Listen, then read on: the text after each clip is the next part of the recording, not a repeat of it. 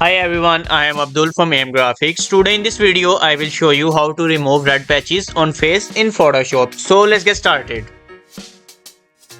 First, create a hue and saturation layer, and with the hand tool, select the red patches. Now move the hue all to the right side and saturation all to the right side as well, and move the slider to the left side so only red patches are targeted.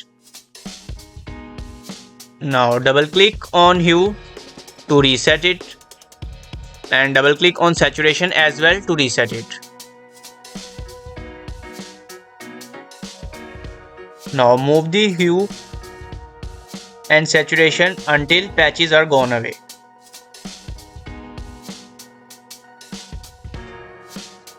Now it's time for the lightness. You can see the patches is gone away, but it affects the lips color as well.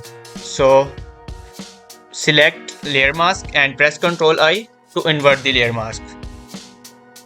Pick a soft round brush and make sure opacity and flow is 100%. And start brushing with the white.